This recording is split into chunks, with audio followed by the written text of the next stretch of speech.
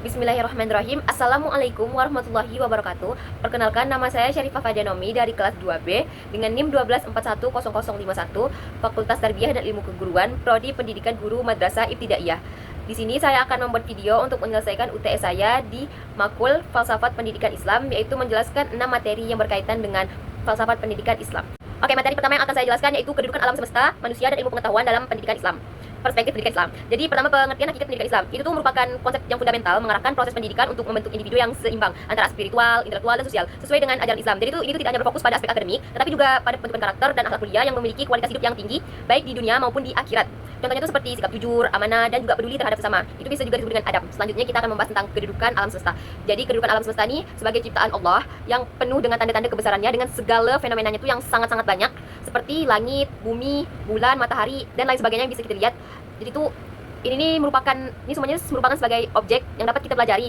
Kita pelajari itu untuk memahami tentang kebesaran, kebijaksanaan, dan keagungannya dari Allah Subhanahu wa Ta'ala. Selanjutnya itu saya akan menjelaskan tentang kedudukan manusia di alam semesta. Kedudukan manusia di alam semesta itu sebagai khalifah fil al-arj. Nah, apa artinya itu? Artinya itu kita sebagai manusia itu sebagai wakil atau pengelola alam semesta yang diberi amanah atau tanggung jawab oleh Allah Subhanahu wa Ta'ala untuk kita mengelola, menjaga, dan memakmurkan alam semesta ini. Contohnya itu di bumi. Artinya itu menjelaskan tentang kedudukan yang menuntut kita untuk tanggung jawab dalam menjaga dan memakmurkan bumi ini dalam pengembangan ilmu pengetahuan dan pemimpinan yang adil, sehingga itu bisa terciptanya kesejahteraan bagi semua makhluk hidup yang ada di bumi ini. Jadi itu harusnya tuh kita sebagai manusia itu bisa menjaga dan mengelola, jangan kita tuh malah merusak bumi sehingga membuat bumi itu marah sama kita. Kayak contohnya itu ada banjir, tanah longsor, dan bencana alam sebagainya itu tuh bisa jadi karena alam atau bumi itu marah sama kita karena kita tidak bisa menjaganya dengan sebaik mungkin. Jadi makanya tuh kita tuh harus bisa sebenarnya tuh menjaga, jangan malah merusak kayak menebang pohon, kayak bangun gedung tuh kan, bangun gedung di hutan-hutan tuh kan merusak bumi jadinya kan, sehingga tuh adalah banjir sama tanah longsor seperti itu. Selanjutnya yang terakhir, kedudukan ilmu pengetahuan. Jadi ilmu pengetahuan itu dianggap sebagai amanah atau anugerah dari Allah Subhanahu wa Ta'ala yang wajib harus kita amalkan sampai kapanpun, sampai kita meninggal. Ilmu itu tidak hanya diperoleh melalui wahyu dari Allah Subhanahu wa Ta'ala, namun juga dalam beberapa pengamatan alam semesta. Nah, wahyu pertama yang diturunkan kepada Rasulullah SAW tuh tentang perintah untuk bacalah ini memiliki kaitannya dengan ilmu pengetahuan. Jadi pas itu tuh saat wahyu ini turun, Rasulullah SAW itu diperintahkan oleh malaikat Jibril untuk membaca. Namun kata Rasulullah, aku tidak bisa membaca. Jadi itu berarti kita tegaskan bisa mendapatkan ilmu itu dengan cara membaca yang pertama ya, sebagai langkah awal kita dalam memperoleh ilmu. Nah, jadi itu semua kedudukan itu saling terkait, teman. Jadi mereka tuh memiliki hubungan yang erat untuk membentuk suatu sistem pendidikan yang holistik. Jadi semuanya itu terkait gitu. Lalu masuk ke tujuan pendidikan Islam. Di antaranya itu untuk membentuk individu yang seimbang antara aspek spiritual, intelektual, emosional, dan sosial sesuai dengan ajaran Islam. Tujuan utamanya tuh apa sih? Yang pertama, menciptakan insan kamil. Insan kamil itu apa? Insan kamil itu yaitu manusia sempurna yang mampu menjalankan peran sebagai hamba Allah dan khalifah di muka bumi ini. Salah satunya itu yang pertama, meningkatkan keimanan dan ketakwaan kita kepada Allah Subhanahu wa Ta'ala dengan mengerjakan perintahnya serta menjauhi larangannya. Yang kedua, pembentukan akhlak. Pembentukan akhlak ini dalam pendidikan Islam sangat ditekankan, yang baik dan mulia. Tujuan ini tuh sejalan dengan hadis atau sabda Rasulullah SAW yang isinya tuh menyatakan bahwa beliau diutus di muka bumi ini oleh Allah Subhanahu wa Ta'ala untuk menyempurnakan akhlak manusia. Dan yang terakhir dari tujuan pendidikan Islam itu untuk mengembangkan potensi intelektual dari peserta didik melalui penguasaan ilmu pengetahuan. Nah, selanjutnya masuk materi yang ketiga, yaitu fungsi dan tugas dari pendidikan Islam. Nah, menurut saya pribadi sejauh ini saya pelajari itu, jadi tugas pendidikan dalam perspektif Islam tuh itu lebih dari itu. Dia tuh memiliki peran yang sangat-sangat penting untuk manusia, yaitu dalam masyarakat. Yang pertama tuh untuk membentuk individu yang berakhlak mulia serta bertakwa kepada Allah Subhanahu wa Ta'ala. Nah, jadi juga ada beberapa poin penting dari tugas pendidikan Islam. Yang pertama tuh menanamkan akidah atau keimanan. Jadi pendidikan Islam tuh bertujuan untuk memperkuat keimanan kita kepada Allah Subhanahu wa Taala dengan mengenalkan rukun Islam, rukun iman, serta membentuk keyakinan yang sangat kokoh sebagai dasar hidup dari seorang muslim seperti itu. Jadi itu. Yang kedua, untuk membentuk akhlak mulia. Jadi Islam tuh sangat menekankan dalam kehidupan kita tentang akhlak ya. Jadi akhlak sangat penting. Jadi itu pendidikan harus membina kepribadian peserta didik agar memiliki sifat yang baik seperti jujur, amanah, menghormati terhadap sesama, adil, dan sabar. Selanjutnya mengembangkan potensi. Tugasnya itu untuk mengembangkan potensi seorang manusia. Jadi Islam juga mendorong umatnya itu untuk menggali potensi dan mengembangkan seluruh potensi tersebut, baik mau itu akal, jasmani ataupun rohani dan juga jasmani. Itu tidak hanya bermanfaat untuk kita sendiri, tapi juga bisa bermanfaat bagi orang lain dan umat secara luas gitu. Nah, selanjutnya kalau fungsi pendidikan diurutkan dengan fungsi-fungsi lain itu, yang pertama dari fungsi religius, itu yaitu sebagai sarana untuk mendekatkan diri kita kepada Allah Subhanahu wa Ta'ala untuk bertakwa kepadanya. Selanjutnya kalau menurut fungsi sosial, pendidikan Islam tuh mengajarkan kita untuk hidup saling berdampingan secara adil, damai, dan saling menghormati antar sama manusia. Selanjutnya kalau fungsi intelektual tuh untuk mengembangkan kemampuan berpikir kritis kita baik secara kreatif dan ilmiah berdasarkan dengan nilai-nilai Islam. Selanjutnya fungsi pembentukan kepribadian diri sendiri. Jadi pendidikan Islam tuh membentuk kepribadian muslim, yaitu kepribadian muslim sejati yang seperti insan yang memiliki akhlak karimah, amanah, dan bertanggung jawab terhadap diri sendiri juga sesama orang lain atau umat-umat lainnya. Selanjutnya masuk ke materi keempat, yaitu konsep dan landasan kurikulum pendidikan Islam. Jadi kurikulum itu diambil dari bahasa Yunani, yaitu dari kata curer. Nah, curer itu artinya apa? Curer itu artinya tuh jarak tempuh, yaitu beberapa golongan tuh ada yang mengartikan kurikulum tuh secara berbeda-beda, termasuk dari golongan-golongan lain. Oke, selanjutnya masuk ke kriteria dari kurikulum pendidikan Islam. Yang pertama, sistem dan perkembangan kurikulum itu tuh hendaknya itu harus selaras dengan fitrah insani, sehingga tuh menciptakan peluang untuk mensucikannya. Yang kedua, kurikulum itu hendaknya tuh harus diarahkan untuk mencapai tujuan akhir dari pendidikan Islam. Yang ketiga, pentahapan, yaitu pentahapan serta kekhususan dari kurikulum yang hendaknya itu memperhatikan periodisasinya sehingga perkembangan peserta didik maupun unisitas yaitu kekasan terutama karakteristik anak-anak dan jenis kelamin. Dan yang keempat, dalam berbagai segala pelaksanaan aktivitas, contohnya itu kayak nas yang ada di dalam kurikulum harus memelihara kebutuhan nyata di kehidupan masyarakat dengan bertatap muka pada cita idealisme Islami. Yang kelima, yang terakhir, secara keseluruhan struktur dan organisasi kurikulum itu hendak bertentangan dan tidak menimbulkan pertentangan dengan pola hidup Islami seperti itu. Selanjutnya masuk ke prinsip dan pengembangan kurikulum pendidikan Islam. Yang pertama ada tantangan dan kesenangan. Jadi itu tantangan itu diberikan kepada peserta didik agar mereka memiliki sifat tanggung jawab pada tugas mereka dan juga kesenangan. Jadi misalnya kalau mereka betul mengerjakan tugasnya, mereka akan mendapatkan nilai, dan kalau tidak mengerjakan, mereka akan diberi hukuman seperti itu. Selanjutnya ada luas. Jadi pengembangan itu harus luas, lalu kemajuan. Jadi kita mengajarkan sesuatu harus ada kemajuannya, juga kedalaman. Seberapa dalam kita mengajarkan ilmu tersebut. Selanjutnya koherensi, yang selanjutnya ada relevansi. Sejauh mana perkembangan ilmu ini sangat berrelevansi bagi peserta didik tersebut. Lalu aspek-aspek dari kurikulum pendidikan Islam ini tuh dipandang dari sudut potensi manusia yang terdiri dari dua jenis. Yang pertama potensi lahir dan potensi batin. Ini bisa dilihat dari beberapa aspek yang perlu dikembangkan. Yang pertama, aspek pendidikan, yaitu aspek pendidikan fisik manusia. Yang kedua, aspek pendidikan rohani manusia yang bisa meliputi dari aspek pemikiran dan perasaan manusia.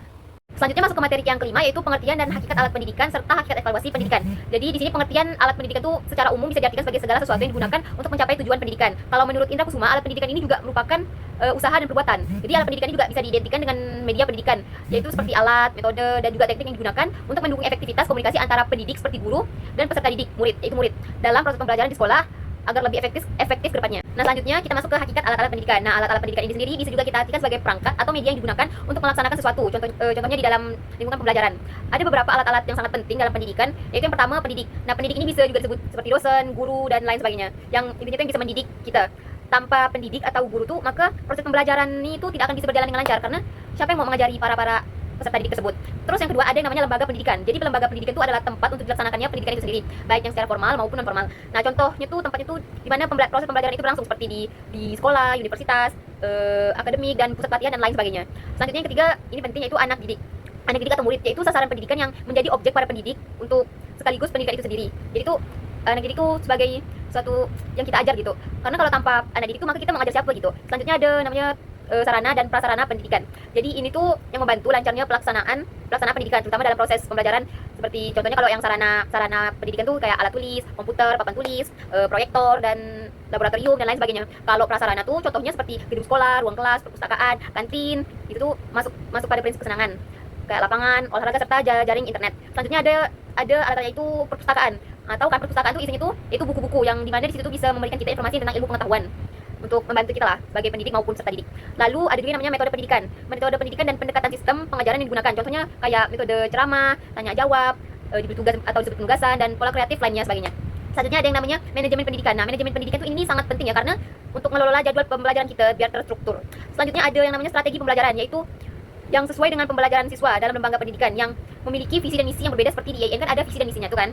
Selanjutnya yang terakhir ada yang namanya evaluasi pendidikan dan juga evaluasi belajar. Evaluasi belajar tuh yaitu bisa diartikan sebagai menilai hasil belajar siswa secara individu maupun kelompok. Kalau evaluasi pendidikan tuh proses menilai sistem pendidikan secara keseluruhan, termasuk misalnya kayak kurikulum, metode pengajaran, kebijakan pendidikan, juga efektivitas lembaga pendidikan. Selanjutnya ada yang namanya pengertian hakikat evaluasi. Nah, evaluasi sendiri ini diambil dari kata to evaluate, yang artinya tuh menilai. Bisa juga diartikan dengan mengukur. Nah, kalau menurut istilah yaitu pengukuran dalam pendidikan, yakni usaha untuk memahami kondisi objektif tentang sesuatu yang akan dinilai. Proses ini tuh diakhiri dengan pengambilan keputusan yang berkenaan dengan manfaat dari evaluan. Nah, di hakikat evaluasi ini ada 4 kemampuan dasar dari peserta didik, yaitu yang pertama, sikap dan perilaku terhadap arti hubungan pribadinya sendiri dengan Tuhannya, yaitu Allah Subhanahu wa taala. Selanjutnya, ada yang namanya sikap dan perilaku terhadap dari hubungannya dirinya sendiri dengan masyarakat baginya. Lalu ada juga yaitu sikap dan praktik tentang apa itu tujuan hidup dalam kaitannya itu dengan alam. Ada yang terakhir itu ada pandangan dan mentalitas dirinya sebagai pekerja Allah Subhanahu wa taala, dan sebagai warga negara serta khalifah fil al arts di planet ini sendiri, atau disebut juga dengan planet bumi. Oke, selanjutnya masuk ke materi yang terakhir, yaitu materi ke-6 yang berjudul pengertian dan hakikat pendidik dan pengertian dan hakikat dari peserta didik. Yang pertama, pengertian dari pendidik. Pendidik yaitu seseorang yang berprofesi sebagai seorang pengajar dalam pendidikan Islam. Contohnya seperti guru, dosen, dan lain sebagainya yang bisa mendidik. Nah, pendidik ini adalah seseorang yang mempunyai tanggung jawab penuh terhadap perkembangan jasmani maupun rohani dari peserta didik, sehingga peserta didik tersebut mampu menjadi manusia yang mempunyai kedewasaan dan mampu mengembangkan amanahnya sebagai khalifah fil ard atau sebagai wakil di bumi ini. Jadi itu tugas pendidik itu seperti itu, membina serta mengajari para peserta didik atau disebut dengan murid. Adapun orang yang mengajar dan mendidik tersebut bisa dikenal dengan sebutan yang tadi saya sebutkan, yaitu guru, dosen, bisa juga lain-lainnya tuh kayak profesor, ustadz, muallim, dan lain sebagainya. Nah, hakikat pendidik tersebut juga sebagai manusia yang bisa memahami ilmu pengetahuan yang sudah paham tentu dan menjadi sebuah kewajiban baginya untuk mentransferkan atau memberikan ilmunya kepada orang lain atau kepada peserta didik tersebut untuk kemaslahatan atau kebaikan antara umat sekelilingnya. Nah, adapun pendidik dalam pendidikan Islam yang pertama, yang paling utama itu Allah Subhanahu wa taala. Jadi sebagai pendidik utama yang membawa kabar atau wahyu kepada nabi dan rasul yang disebarkan ke seluruh dunia disebarkan di dunia itu untuk umatnya atau manusia. Lalu selanjutnya pendidik yaitu Rasulullah Shallallahu alaihi wasallam. Jadi Allah Subhanahu wa taala itu menetapkan Rasulullah Shallallahu alaihi wasallam sebagai pendidik. Kedudukan Rasulullah itu dapat dilihat dari dua aspek, yaitu perannya sebagai pendidik pertama dalam pendidikan Islam dan keberhasilannya dalam melaksanakan pendidikan. Selanjutnya pendidik dari orang tua. Adapun pendidik dalam pendidikan Islam yaitu orang tua itu memiliki peran penting untuk anak-anaknya dalam pendidikan, karena mereka tuh memiliki tugas untuk menanamkan budi pekerti, budi pekerti yang baik, berakhlakul karimah, juga mendidik ibadah serta mengenalkan ketuhanan dan menularkan hikmah atau pemahaman kebenaran melalui pengetahuannya. Lalu bisa juga pendidikan itu dari orang lain. Istilah pendidik lain itu maksudnya itu mengacu pada orang lain yang ada di dalam Al-Qur'an. Yang dimaksud itu adalah seseorang yang tidak berasal dari garis keturunan yang mempunyai hubungan langsung dengan siswa, namun bisa juga hubungannya itu dengan orang lain tuh sebagai pendidik atau guru yang memiliki ilmu yang cukup. Selanjutnya masuk ke tugas dan peran pendidik. Jadi tugas dan peran pendidik itu yang pertama sebagai pengajar atau instruksional yang bertugas merencanakan program pengajaran, melaksanakan program disusun dan akhirnya dengan pelaksanaan penilaian program tersebut dilaksanakan. Yang selanjutnya sebagai pendidik yaitu edukator yang mengarahkan peserta didik pada tingkat kedewasaan atau kepribadian yang sempurna atau disebut dengan insan kamil seiring dengan tujuan penciptanya. Selanjutnya perannya itu sebagai pemimpin atau disebut manajerial yang memimpin atau mengendalikan diri, baik itu mengendalikan diri sendirinya atau peserta didik. Jadi itu juga harus bisa mengontrol diri kita sendiri, bukan hanya mengontrol peserta didik tersebut, tapi juga mengontrol diri kita sendiri maupun masyarakat lainnya. Selanjutnya dengan upaya pengarahan, pengawasan, pengorganisasian, pengontrolan, dan partisipasi atas program yang dilakukannya. Selanjutnya saya akan menjelaskan tentang pengertian dan hakikat peserta didik. Jadi peserta didik itu bisa diartikan sebagai murid yang menerima pengajaran ilmu dari pendidik. Kalau secara terminologinya itu peserta didik itu merujuk pada siswa atau individu yang mengalami perubahan dan perkembangan dalam konteks pendidikan. Jadi kode etik dari peserta didik itu yang pertama tuh yaitu dia harus belajar dengan niat ibadah dalam rangka takarub kepada Allah untuk menimba ilmu dengan diimbangi dengan niat yang baik juga. Yang kedua, mengurangi kecenderungannya terhadap duniawi dibandingkan dengan masalah ukhrawi. Seperti itu. Selanjutnya, peserta didik itu harus bersikap tawadu, yaitu rendah hati. Jangan sombong istilahnya. Selanjutnya yang keempat, menjaga pikiran dan pertentangan yang timbul dari berbagai aliran. Jangan mudah percaya sama hoax ya, terutama. Selanjutnya mempelajari ilmu-ilmu yang terpuji, yaitu muhmudah, baik yang ukhrawat maupun di duniawi, serta meninggalkan ilmu-ilmu yang tercela, yaitu mazmumah. Itu harus mengamalkan ilmu yang terpuji dan mengamalkan akhlak terpuji serta meninggalkan akhlak yang tercela. Selanjutnya tugas dan tanggung jawab peserta didik.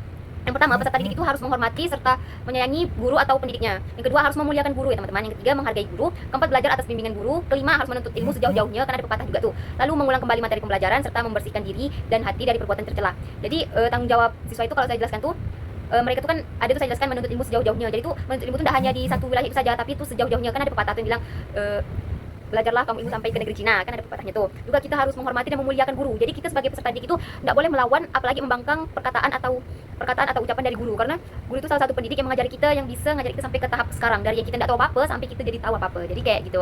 Baiklah, segitu saja penjelasan dari saya. Maaf apabila banyak penjelasan dari saya yang kurang bisa dimengerti ataupun tidak jelas. Terima kasih. Wassalamualaikum warahmatullahi wabarakatuh.